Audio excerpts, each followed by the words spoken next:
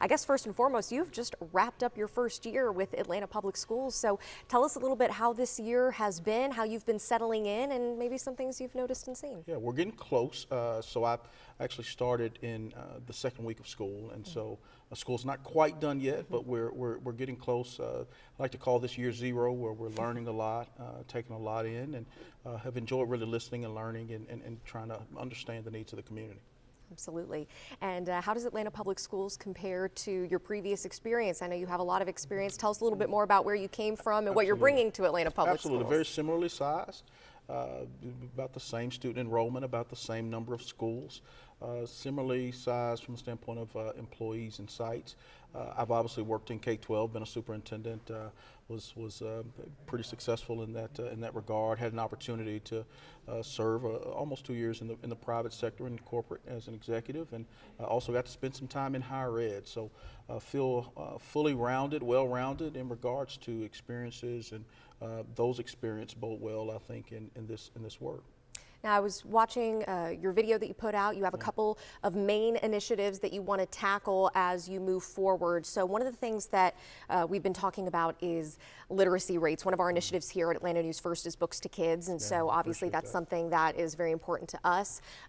We were talking about literacy at the third grade level specifically. Tell us a little bit more about that, and maybe how Atlanta Public Schools measures up to schools across the state and the rest of the country. Well, literacy is obviously a focus. I commend the board. I commend the work of the district that has really gone into play in starting to set that foundation in the science of reading and making sure that our teachers are well trained.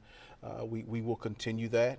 Our board just approved the adoption of the materials, the high quality instructional materials for our teachers, and so we'll immediately start professional learning around that. We know also that there's so much focus on third grade.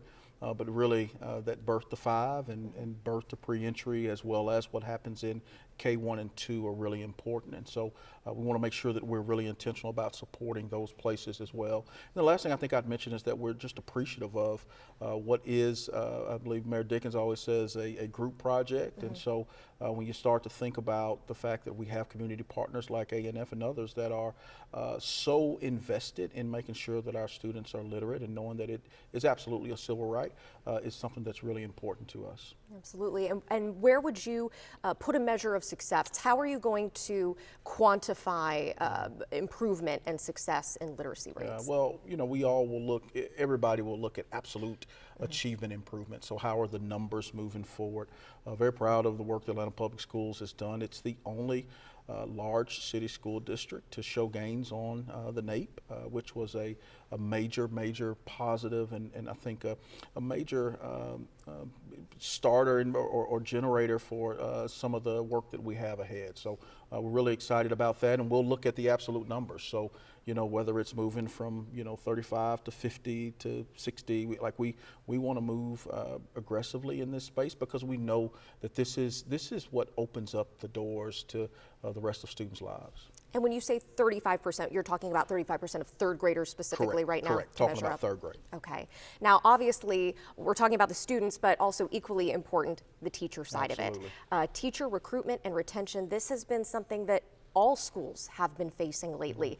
So tell us a little bit more about your plan to bring in more great educators and keep them here at Atlanta Public Schools. Yeah. Well, again, I would commend the school board, the work that's been done in the district to really get this started. Last year was historic, an 11% pay increase for our teachers, and our teachers, you know, we rank #1 in the Metro Atlanta footprint for teacher compensation. So that's something to be proud of. We're not necessarily going to be #1 every year, but we're really proud of that this year. And as a byproduct of those investments, what was observed is that of first-year teachers to APS, the average has risen by approximately 20%. So when you look at teachers with 3 years or more experience that are new to APS, that number has increased by approximately 20%, from about 61% to 81%. And so we're very proud of that. We believe that an experienced teacher is going to, you know, obviously be a more comfortable teacher, a more ready to teach teacher for our students, which ultimately turns into better outcomes we would expect for our students. And I believe you mentioned by year 2030, you would like to see the average teacher salary at $100,000. Is that right? I have absolutely said that. So I paraphrase former board chair and President of Morehouse Benjamin E. Mays when he says, you know, that in effect that our limitations are only what we set. And I'm paraphrasing his quote. So, you know, when we look at where compensation is and we talk about average salary, we believe that it can be a reality. We're going to make some difficult decisions to get there, but we believe that it can be a reality, and we're seeing really good progress with that right now. Our median salary for a master's degree teacher is approximately almost $94,000, and so we know there's a path to get there. Our CFO doesn't always love me making that numbers so boldly, but I do believe that when you set a North Star, it forces you to get disciplined, focused around some specific things. And here in APS, we have an opportunity to get disciplined and focused around some specific North Stars that ultimately mean that our students are getting the best in front of them. And as a father of an APS student, I want the best in front of my own. Great. School safety is a difficult topic to discuss. Based on what we saw last year at Appalachia High School and the tragedy there have been a lot of discussions around school safety, specifically legislation moving through the state capitol right now, named in part after Ricky Aspinwall, who lost his life in that tragedy. We already know that Atlanta Public Schools has a push-button system. Our political reporter, Doug Reardon, he did a story with the Atlanta Public Schools chief of police. But can you touch a little bit more about how you would feel about specific legislation moving through the state involving these push buttons, involving digital maps of schools to potentially help law enforcement officers, and where Atlanta Public Schools is now, where you'd like to see them as far as school safety? Yeah, well, I believe Atlanta Public Schools is a leader, and I say that cautiously because we live in such interesting times when it comes to school safety. Never in my wildest dreams would I have imagined we'd have to have a conversation about the realities of school shootings as we are. And so, you know, obviously for us, this district has been a priority. It continues to be a priority, whether it's our push button strategic system or it's the way we try to go about securing our exterior doors, our vestibules. You know, the board is approved, and we're closing out, making sure that there's forced front entry, hard forced front entry.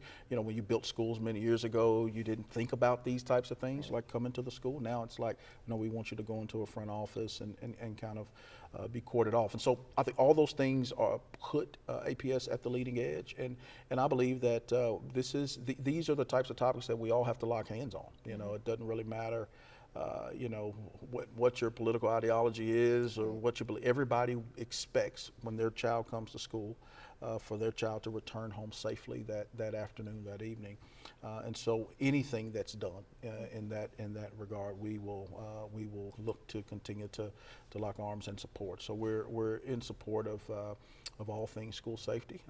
Our school resource officers do a tremendous job on site, and has and will continue to be a focus for us. Some other districts have discussed clear backpack policies. They've discussed metal detectors. Is that sort of a school-by-school basis, or are there plans to maybe look further into other initiatives along with those push buttons? Yeah, I think we'll continue to be at the leading edge of that. We just went through or closing out an external audit of our safety processes and safety audit comprehensively, and you know, we'll use the results of that to improve.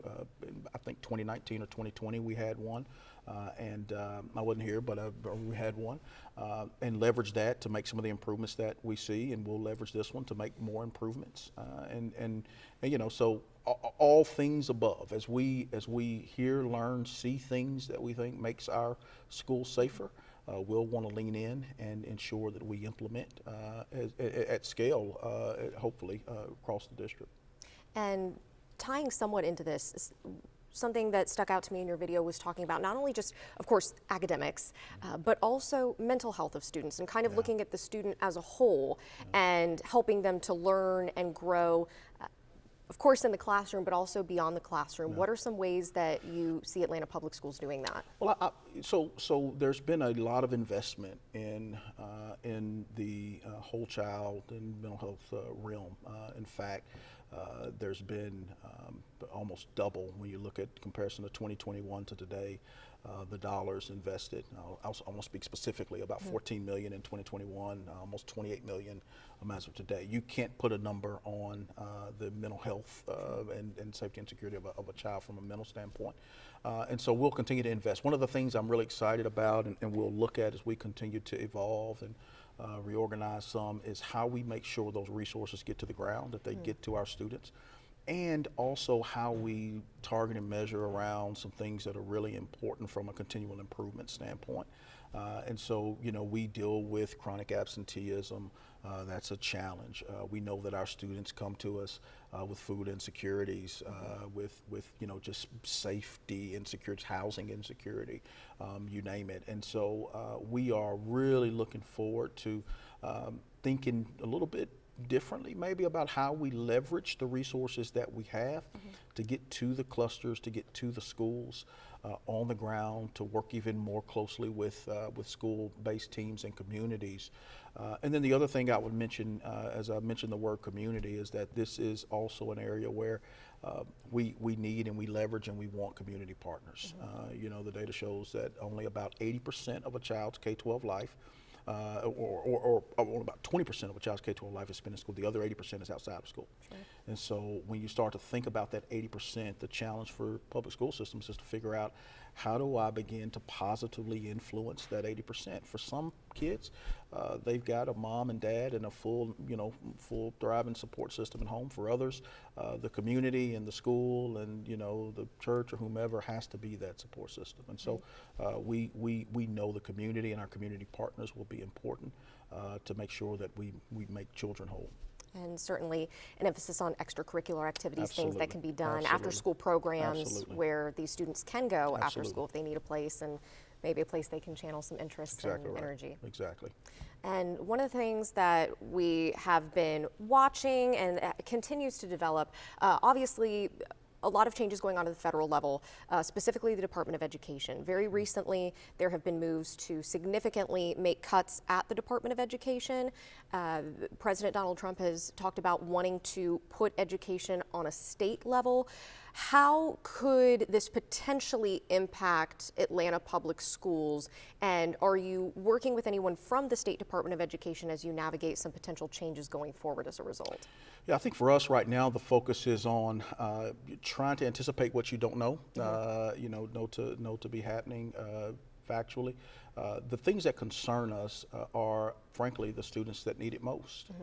And so when we start to think about our students with disabilities, you know, our students that are economically disadvantaged, our immigrant population, like all the things that we serve all students. We're a public school system, and at the heart of what we do is to serve children, no matter where you come from, no matter what you look like, no matter what your challenge is. We want to educate you and position you to thrive and to be your very best self. And so just starting with that as the basis, when you look at some of the programs that have been managed and led at the federal level that support everything from school nutrition to, you know, again, student special education, exceptional ed, it gives you reason for pause and for concern. So for us, it's about trying to understand where this stuff is headed. You know, obviously we collaborate with the state and collaborate with, you know, local, you know, lawmakers as much as we can to try to ascertain and understand what the potential implications are. But the potential is real that it could have an adverse effect. Our hope and our advocacy will be around ensuring that the children of Atlanta Public Schools are served exceptionally well. So we'll continue to monitor it as we go forward. And could For those who don't know how the Department of Education may impact schools here in their backyard, would funding be on the line for certain programs? Yeah, so we absolutely receive federal funding, Title I dollars that go to you know, schools that meet a certain threshold for economic disadvantaged students, Title II dollars that are kind of mirror that but are more focused towards training, homeless grants, you know, nutrition. Sure. I can kind of go down the list. There are several things that are supported by federal funding that would have an adverse impact if that funding went away, right? And so the hope would be that, you know, if they do something federally, that obviously the state has the ability to receive said dollars and support local school districts, because you know, again, we're here to support every child. We want to see every child thrive, and I think about a district like Atlanta Public Schools, where we have so many students that rely on these supports to thrive. Is there anything, Dr. Johnson, that I have not asked you about today that you really want to touch on, or anything that you'd like to leave us with? I don't think so. We're excited and look forward to the days ahead, and there's a lot of work to do, but we're excited about that work and appreciate the partnership. Absolutely. End of the year is approaching, so summer summer break is coming. If you call it that, right? Yeah, that's for right. some, right? For some, that's exactly right. All right, cool. We really appreciate your time. Appreciate your so time. much. Thank you.